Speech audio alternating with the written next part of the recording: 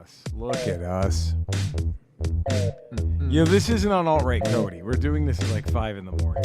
Yeah, this is his time. Sure, this isn't. He wanted to be here. I thought he did.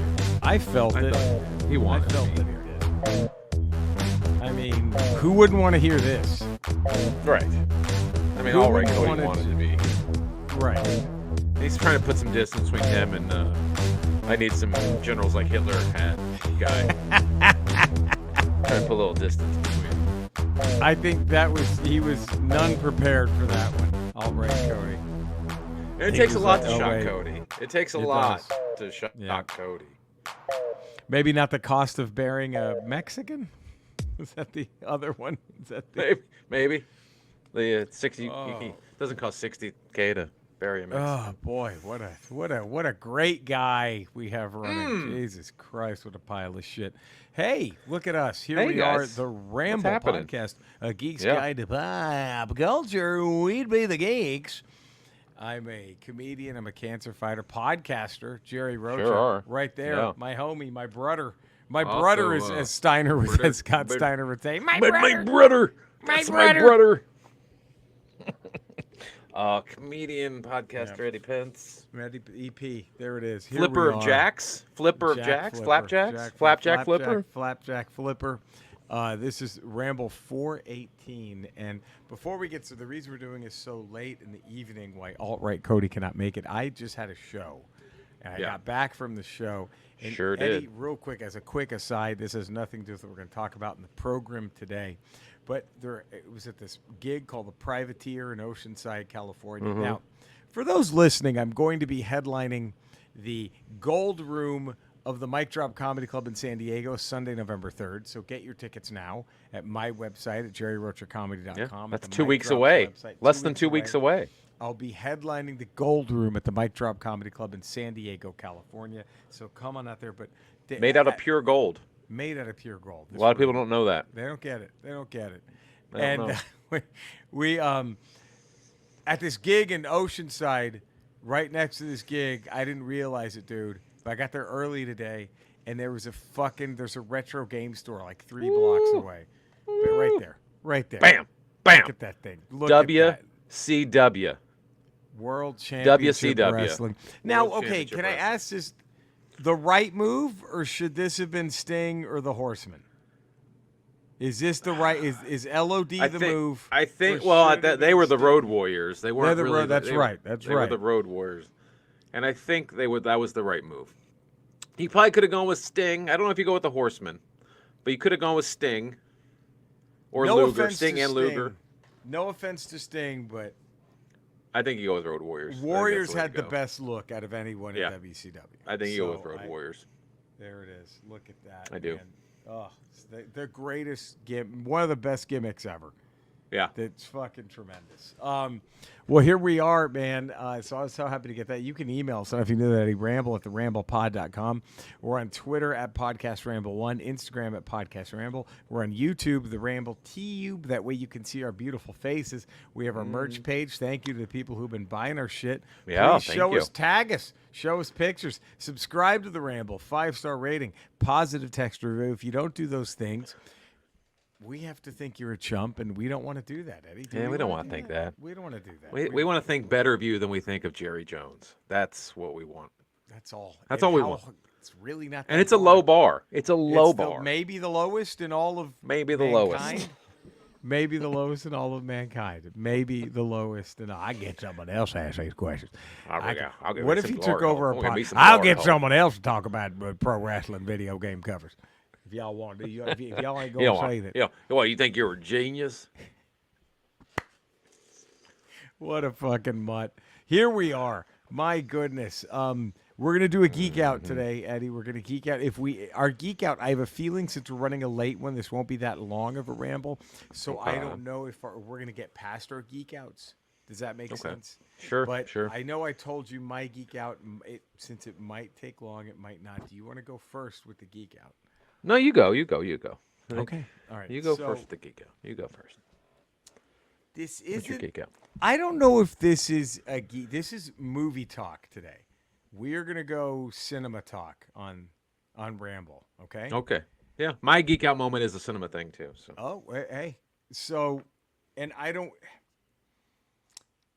geek out is tough because I didn't really geek out over this movie. But Andrea, but I didn't hate it. Okay. It's fascinating. It is something that has had this cult following. It absolutely tanked when it came out. And then it has since grown a cult following, which made me go, "Do I need to see this?" Okay. And it's apt for the season that we're in, the time we're in. It is the film Halloween 3: Season of the Witch. There you go. Now, have you seen this movie? I have not. I've heard of this movie, but I've never seen this movie. What is now? I did some digging. And I found out that John Carpenter, JC, the Carps. Carps? Carps? Pater.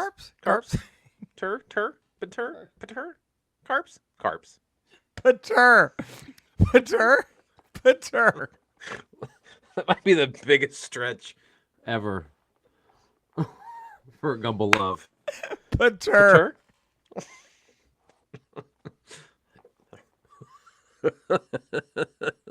No one's ever called him that as a nickname. Pater. Is that our thing? Is he Pater? If we ever get him on, do we call him that? I think we call him Pater. Pater. So you did soundtracks as well. Pater. Kind of scored the films as well. Pater.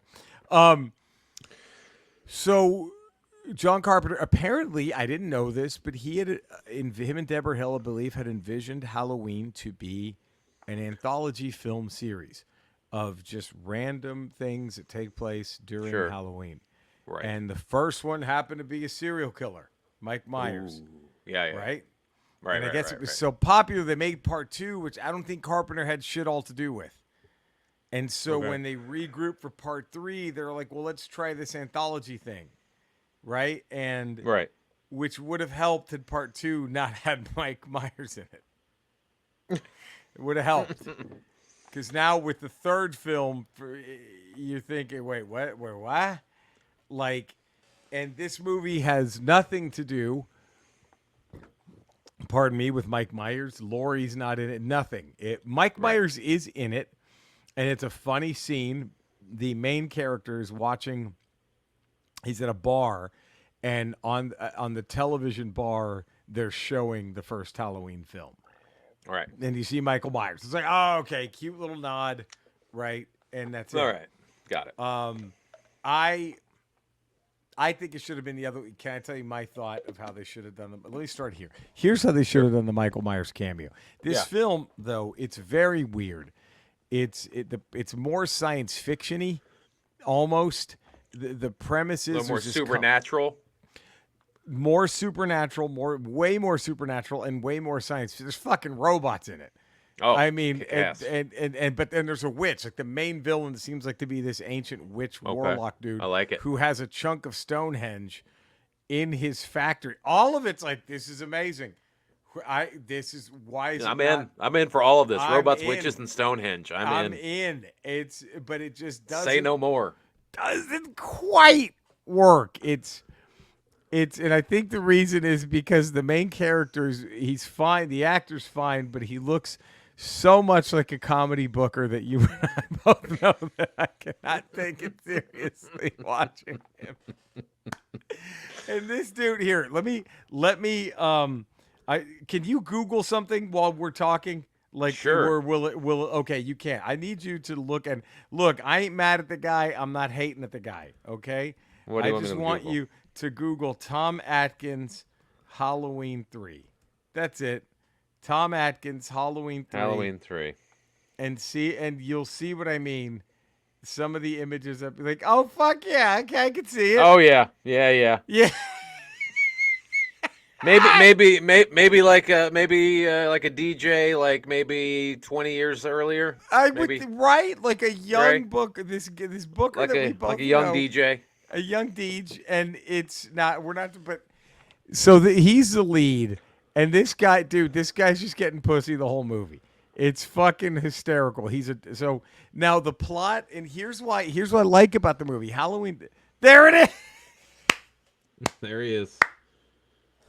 And this is the girl he's slamming the whole movie? He slams her 5 minutes after meeting her. It's fucking Well, she's obviously got some daddy issues if she's jumping in the sack that quick with him. That quick with it. She fucks him instantly. She fucks him instantly. Gets fucking. So the movie begins where like her father gets. There it is. So these Halloween masks are like the hottest selling ticket, right? On the planet, okay? And so, and they keep running this commercial with this very catchy, annoying theme song, 8 more days, like counting down the days to Halloween. Right. And this, Tom Atkins he's a doctor, okay?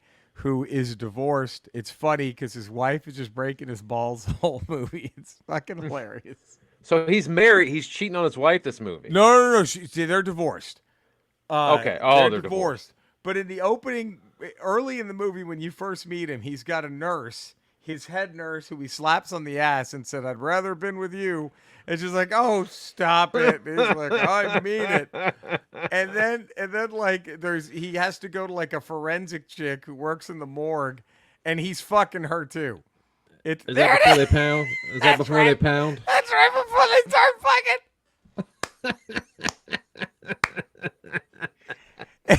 And the best part is the brief nudity is his ass. It's fucking hilarious. Oh, perfect. His bare ass cheeks are the brief nudity in the film. But he's I believe he's an ER doctor maybe. And so he's already trying to fuck his nurse. Maybe he already has. He's clearly fucking the chick at the morgue who's providing him info. But the movie opens where this kind of looks like a... Is that his ass?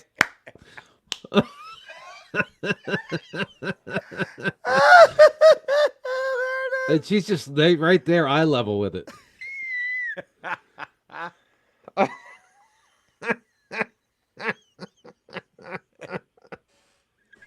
This motherfucker, and he is, and so this film, we're gonna just spoil it's gonna be like a movie book report. We're spoiling the shit out of Halloween 3, Eddie.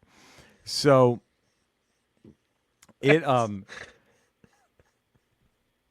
somebody has done close-up shots of his ass. Is this gonna get us kicked off YouTube? Be careful. That's just a butt. That's just a butt. Oh my god, that's hilarious. Someone's zoomed in on his naked ass. I like it. Oh, he volunteered that, right? Nobody asked him. He was like, "You know what? I'll show my cheeks if you want. I'll show some cheek. If you want to help sell this thing." Do you think he was that cocky? Like, if you want to help sell this thing, he was probably in the bed. And he probably had like boxers on. He's like, "You know what? Let's sell this thing. Here, I'll just take these off. Is that cool? Is that okay with you guys? I'll just do it. We'll make sure this thing gets distributed." Or maybe it was a surprise. Maybe he slipped them off without them knowing, and then he gets out of bed, and the whole crew's like, "Oh, okay, what the fuck is this guy doing?" So you get to see Tom Atkins' cheek. How's that not a selling point? But you recognize that dude, right? You see, he's been in a million fucking things. Yeah. We'd recognize those ass cheeks anywhere, to be honest. So the film opens where this dude, I think he works at like an auto garage or some shit, a guy's just on the run. He's being chased, and he hides in an auto garage. And these two dudes in suits who seem very just like this. They're just kind of like very robotic. Yes. Okay. And they're chasing this guy. And they catch up with him. This guy's able to kill one of them. The dude gets smashed by the car, and the guy he smashes with the car, the car's like being held up by a brick, and he knocks it. It's in a body shop, and he knocks it off. So the car just rolls into this dude in the suit attacking him, and dude in the suit doesn't scream out in pain or anything. He just gets crushed, and that's it. And then so the guy runs, and he makes it to the hospital where Tom Atkins is there, and he's like, "Oh, let me," And then the other dude from the car shows up at the hospital and very robotically walks up to the guy, fucking thumbs in the eyeballs. Ouch. Just gets him. And then so Atkins is like, what the hell's going on? And then the guy who thumbs in the eyeballs sits in his car and then pours gasoline on himself, lights a match, big explosion, and everyone's like, what the fuck just happened, right? Right. I'm like, okay, this is I'm and digging Atkins this. is like, what the hell? I got to get laid. Where's I need some pussy. I got to get fucking laid. I haven't been laid in 20 minutes. Oh God. Is that broad with the gout still in room 2B? Let me see if I can fuck her real quick. I got 20 minutes. See? Already a better movie. Already a better movie.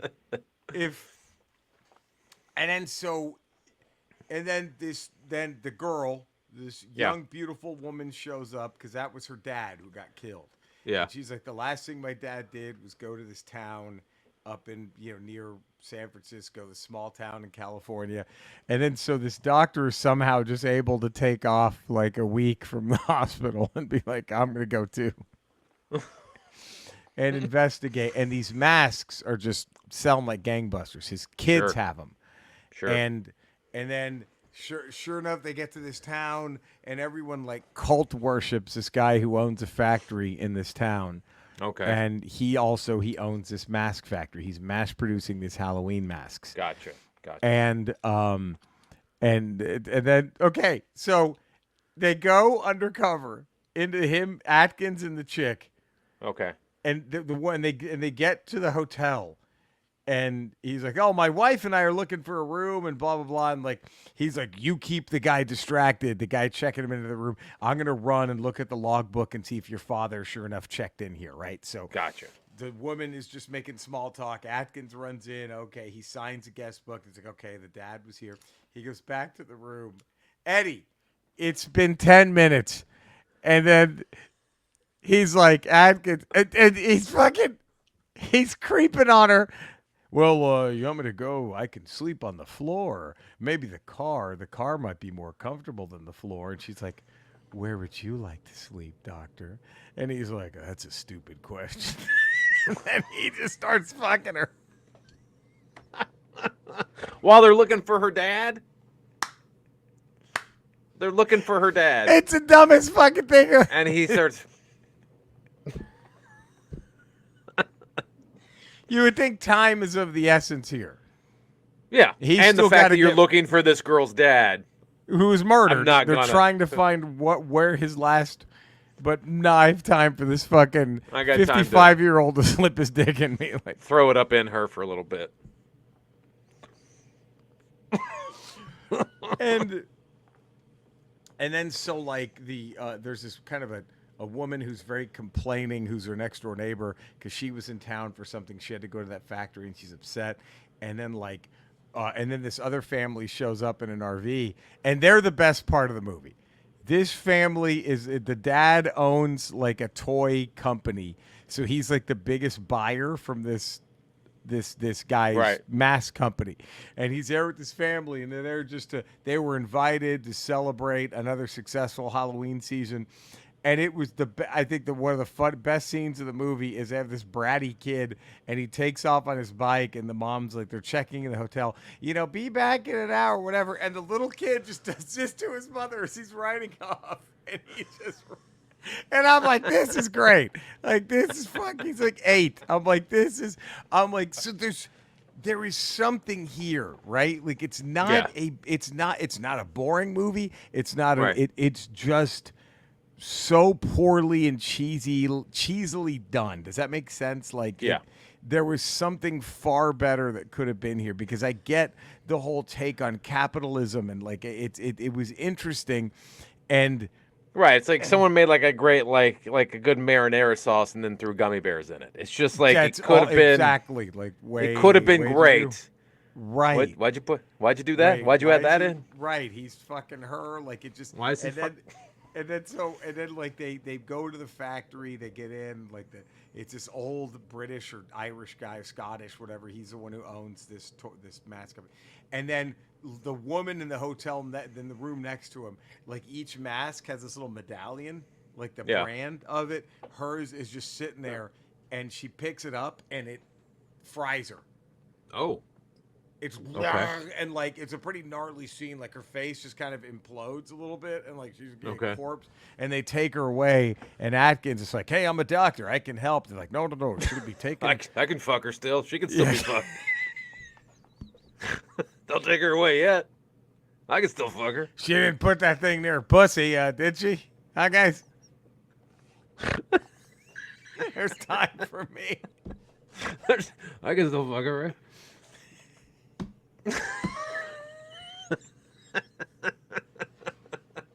I can still fuck this chick. Oh fuck! So she's basically dead, and they take her to the factory. She'll get the best care, and then. So they know something's fishy, something's wrong, right. And then like they get to the factory. The best scene is the little bratty 8-year-old kid who threw the finger at his mom. Like Atkins gets captured, the girl gets captured, and this evil witch guy is like showing him. He brings that family into a room. It's like test room A, and it looks like an all-American living room. Like, what are we doing in here? Blah blah blah. And then the kid, the owner's like, why don't you wear this mask on the house? It gives him like a little pumpkin mask, and the kid's all excited.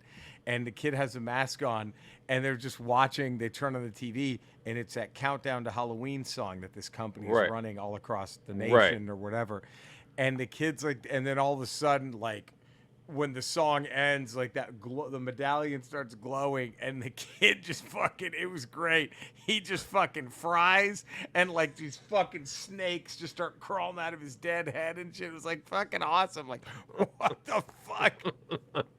They went there. They just murdered this kid. They kill his family, and it was like, fuck, these cool moments. But now here's what I think. Okay, instead of having Halloween on the television, right? Shouldn't in the mask factory there should have been a row of masks? There should have been a Michael Myers mask. One Michael Myers mask. That's all we're at. Right, that would have been way better. Just right. That's the little nod. That's the little wink. Yeah.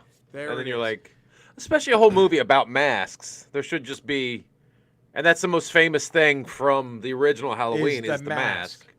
And I was like, why did they have a Michael Myers? But anyway, so this, and then you find out that this witch is just planning on destroying all the children on the planet and any family members who are around.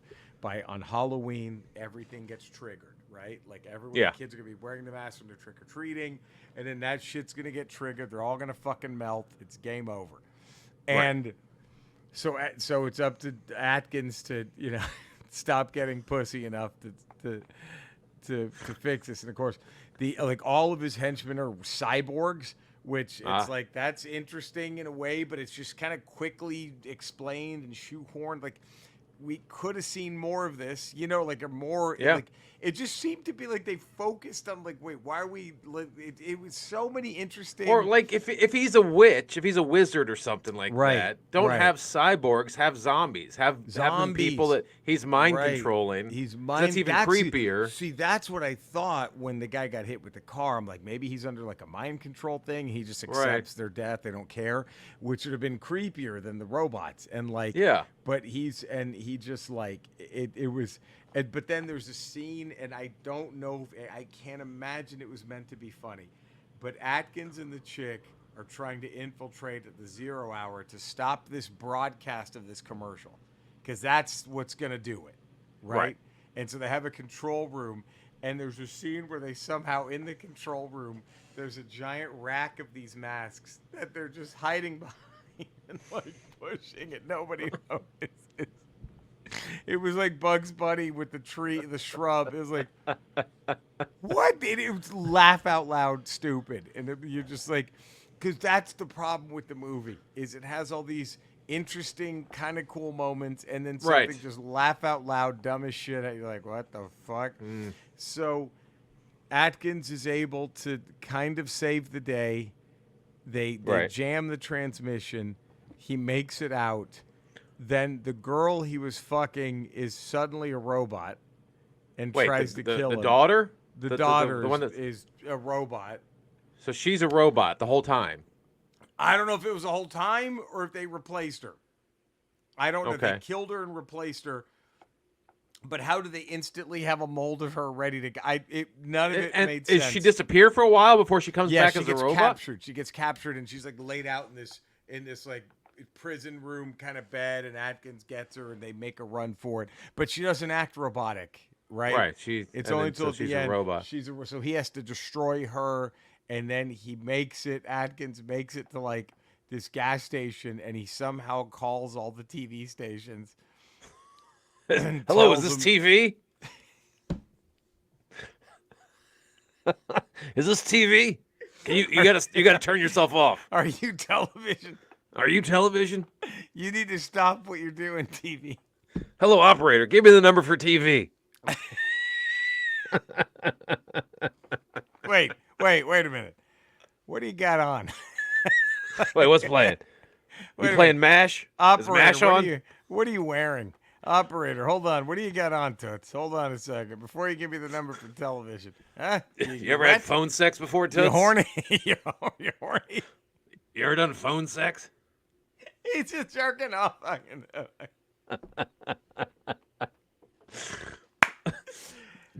So he's able to shut. So the girl's a robot.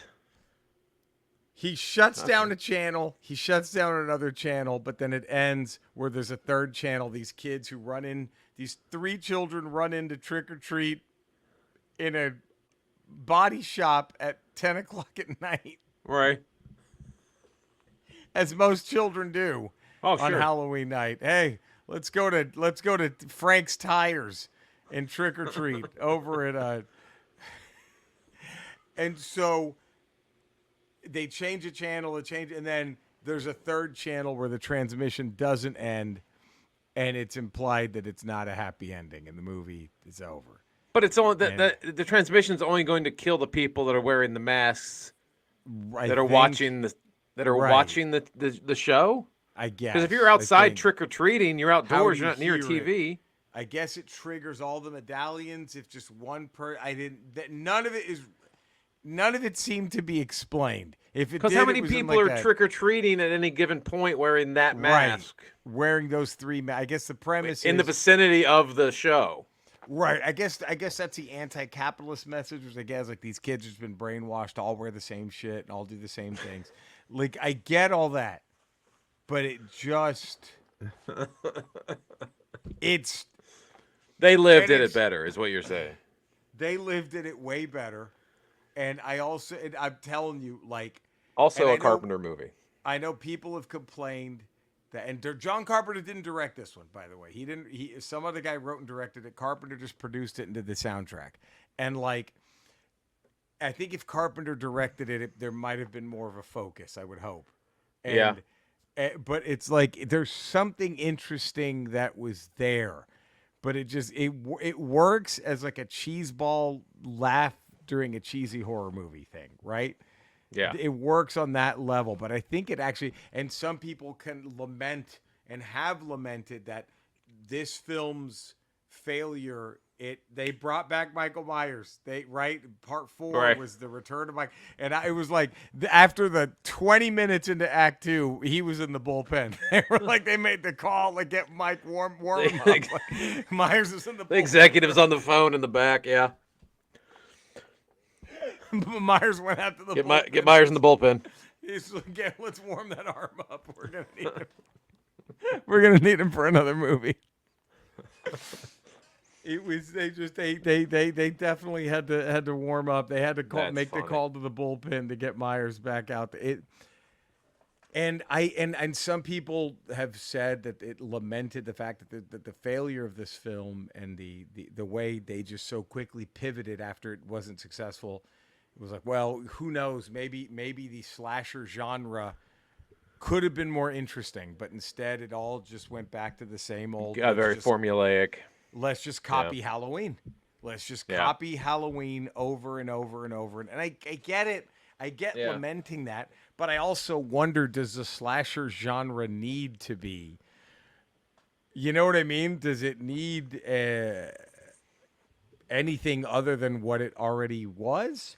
Right. Because and in defense of the people who lament how it just made the genre cookie cutter, it absolutely did.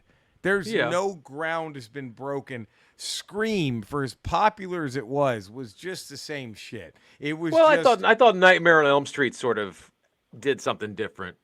A little bit, yeah. But I think, but they're all kind of similar. The teenagers, right? And it's just, and Scream, I don't think it was fun, but I don't think. Well, Scream was a parody of horror films, but it was also a horror film. A horror film, and I think that was kind of what I didn't think it was like. To me, Scream was just a slasher, but just with that Joss Whedon, like, oh, so we're doing this now kind of humor. Yeah. You know what I mean? It was doing a slasher film, being aware of what slasher films are. Yes, and that's fun. And knowing that the audience is aware what they're watching. Right, and it was a lot of fun. Scream was a lot of fun, but I don't know, like it makes you. I do wonder, could this have been had it maybe had more time to develop? Maybe it had more money? I don't know. Like, could there? Well, the idea of a Halloween being an anthology series where every Halloween you're seeing a different story cool with as something shit. else. That's kind of cool. But you lose track of that as soon as you do Halloween and follow up with another Michael Myers Halloween 2. That's gone. You kill it. And you can't do a third one and go, this is the anthology. This is the anthology. And then I love the idea of somehow mixing witchcraft with science fiction. Yeah. Was interesting. It was cool, but it just doesn't. It's kind of weird. And then this guy just fucking everything the whole movie. I mean, maybe if the original Halloween movie was itself an anthology movie, there was like three 25-minute like Tales from the Crypt or those, like or Grindhouse, something like that, where it was just. And I think you're right. That the biggest issue is that part 2 was a cash in that I don't think Carpenter had anything to do with. Yeah, and that kind of murdered the idea of like, well, let's do. Let's it has to be. It has to be focused around Michael Myers. You got to bring him back, or we're fucked. Like it's over. Like, and I don't know. I think, but I don't know. I wish that they would take, like, I kind of thought Dream Warriors was an interesting, like, oh, this is actually kind of different. Like, let's just have Freddy fight the X-Men. Like, that was okay. That's kind of a, like, it's still the same kind of formula, but at least they did some. But yes, I do applaud Halloween 3. Season of the Witch, it tries to be radically different, and it doesn't stick it. It's just like there's some really kick-ass moments. There's a few really kick-ass moments. Everything else is kind of like a little bit of Atkins ass. Atkins ass. You get the Atkins cheek. Nothing wrong. Who doesn't want that? But I know that was very long, but it's Halloween season, Eddie. Yeah. So that was what was your geek out? I was just scrolling the interweb, and usually like when I see fan theories about stuff, I'm like, oh, that's kind of interesting, or that's kind of stupid, or whatever, like whatever. But then I was like, there was this one fan theory I came across that was very interesting to me, and it centers around. They got me really like, oh, that's kind of a cool theory to think about, because it's always been one of my favorite scenes in all of Star Wars. Oh. It's in The Empire Strikes Back when Luke's on Dagobah and Luke goes into the tunnel and he sees Darth Vader. And then he chops off the head, and then his head is and his face is in the mask, right. And all the foreshadowing that's involved with that, and the symbolism and what he's dealing with, and the part of him that's dark fighting the part of him that's light, like all that stuff made that such a cool scene that was unlike anything in Star Wars up to that point. There was nothing like that in the original New Hope. And if you don't mind me interjecting, my favorite part of that entire scene is Yoda's reaction at the end. When he's just like, he knows he failed. He's like, oof. That when Yoda's just like, shit. Yeah, which is the only part, after reading the fan theory, which I thought was cool, but that part where Yoda slumps down, and then later in the movie he goes, remember your failure at the cave. Yep. Like he's telling him he failed. He succumbed to his fear. Right. And he lost. He touched that part of the dark side. Right. But the fan theory was that Luke, in the original timeline, turned to the dark side. He joined his father. After Darth Vader died, he inherited his father's armor. He became Darth Vader after the passing of Anakin, and Luke had joined his father to take on the Emperor and beat the Emperor, and then he eventually took on the armor. He has the inner battle within himself between the light and the dark of not wanting his younger self to go down that path, that he goes into the place between places from Rebels, the time traveling area. He goes in there, goes down to that cave, knowing Luke goes down in that cave, and sacrifices his future self, as himself in the future, lets himself get killed in the Darth Vader stuff, knowing that Luke will see that and not turn to the dark side later, knowing that he sees the future of himself in the Darth Vader costume. Interesting. So it kind of ties it into the Rebels lore of this. It kind of, like, it was a great retcon of what's been established with Dave Filoni and his Rebels lore, and then the original trilogy with the Empire Strikes Back scene. I just thought it was interesting to go. I never even thought of using that angle of Luke regretting his choices, going back in time, and then sacrificing himself to make sure his younger version doesn't go down that path. And sees, like, dude. So in this theory, when Vader says, join me, Luke's like, yeah, fuck it, let's do it. And then... Yes. Yeah. Or he succumbs to his father, like he does towards in the Empire Strikes Back when Vader's reaching out to him on the Falcon, and he's like, Father. Yeah, he's like, he has that part that wants to join him, and had Vader been able to capture the Falcon, he would have joined him. That's interesting. That is... So in that timeline, Vader grabs the Falcon. Right. They don't deactivate. I don't know which one I like better. That's a great I don't either. one. I think that's an interesting way. I mean, I love the way the Empire Strikes Back was, and I love that slump down of Yoda, and, like, you failed because you engaged. But at the same time, that's kind of cool that maybe it's some other alternate timeline. He does become Vader, like his destiny was supposed to be, and then he goes back in time. He finds that portal, and he sacrifices himself to save himself. Which is interesting. What I thought. I got to be honest, man. Empire, it's so hard for me to pick, but I really heard much said about this because there's so many epic moments in Empire, right? Yeah. You know what I honestly think my favorite moment in Empire Strikes Back is? What? Dude, I'm not making this up. But when Luke rejects Vader, yes, and he plummets. Yeah. And when he's just hanging on that little fucking thing out of the chute, right? Yeah. And he's just calling out the help, and then the camera just pans in on Leia, like she hears him. And I was like, that is that might be my favorite shot in all of Star Wars. It's a great shot of that because he's hanging there, and his initial instinct is to call for Obi-Wan. He's like, Obi-Wan, hell, and Obi-Wan does not respond. And then he goes. Does he say Leia's name? Yes. He says Leia, and then it cuts to her, and it goes. And then you're like, oh fuck, she has the Force. That was You're like, they're connected somehow. They're connected. And then that's when I love how it instantly tied Yoda saying, no, there's another. Yeah. Right? When that boy's our last hope. You're like, oh. Who's the other? And then when Luke goes Leia, and then her eyes open wide, and then the camera just, fuck. Yeah. That might be my favorite shot in all of Star Wars. That's a pretty good shot. Fucking. But now I tell you how Timothy Zahn retconned that in one of his novels. Which one? I forgot. It was. Oh boy. It was the Heir to Imbi trilogy, right? No, he did a what's a two-parter? Duology, whatever the fuck they call it. He did one of those. I think it might have been what introduced Mara Jade.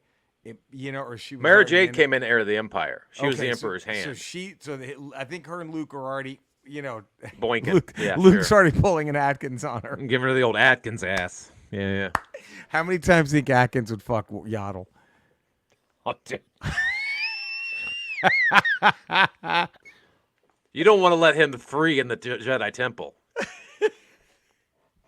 Dude. How much Yaddle pussy did Tom Atkins get? Fuck so much.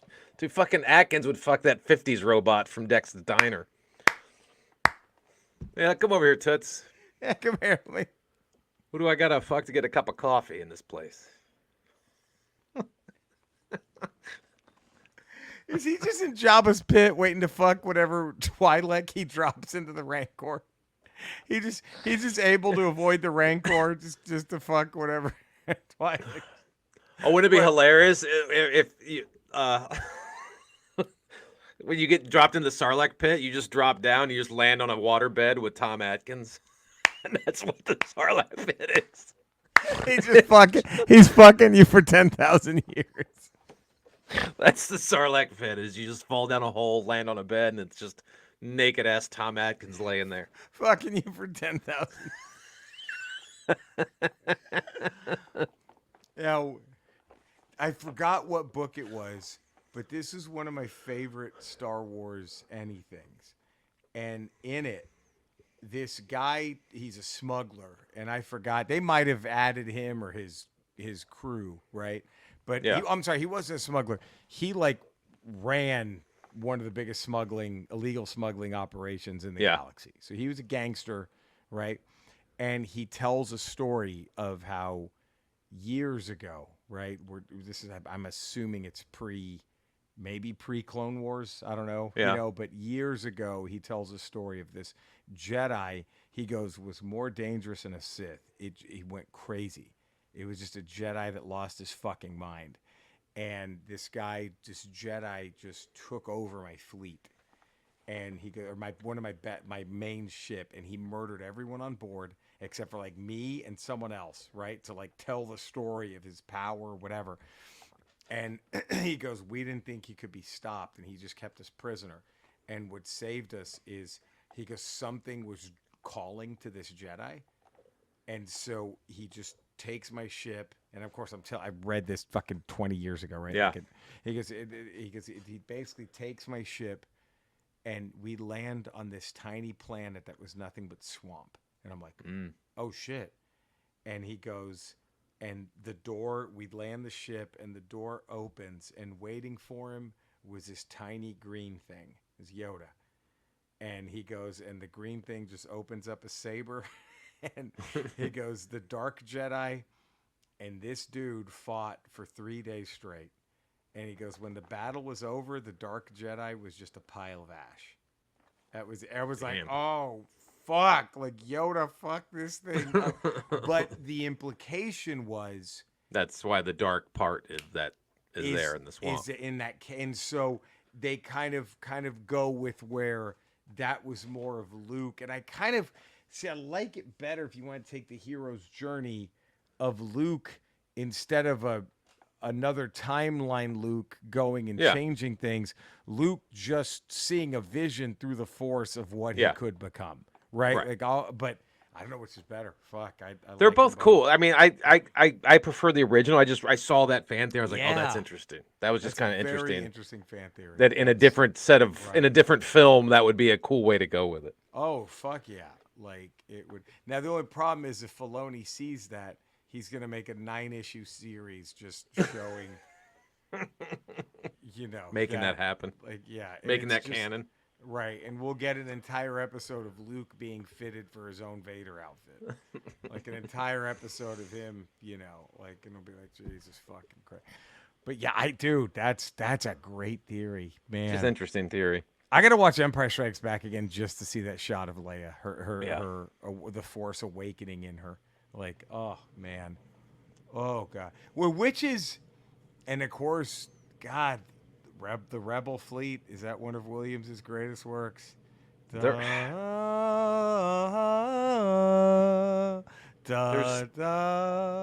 several. Oh. And film.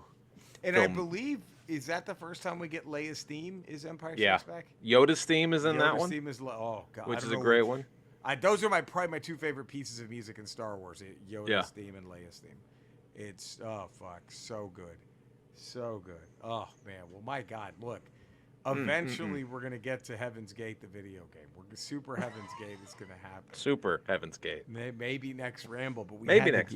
What a movie-rific Ramble this was. Man, thank you all for tuning in. Subscribe to the Ramble, 5-star rating, positive text. You know where to find Eddie and I. Find us, love us, spread the word. Tell your friends. I bet you know people who would love this podcast, who would love to listen to this bullshit about Halloween and Star Wars. Who wouldn't? Come on.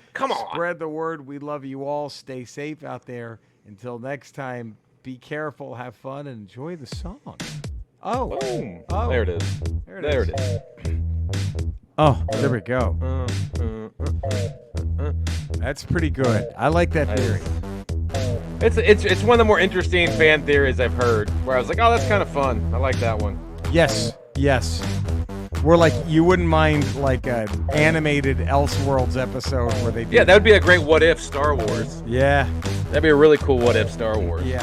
Fuck yeah. Oh, they canceled the Blade movie. For good? See that? It's off the calendar for 2025. Oh, shit. I wonder if that's because there's so much support for a Wesley return Snipes. of Wesley Snipes' Blade. Well, we'll see. Yeah.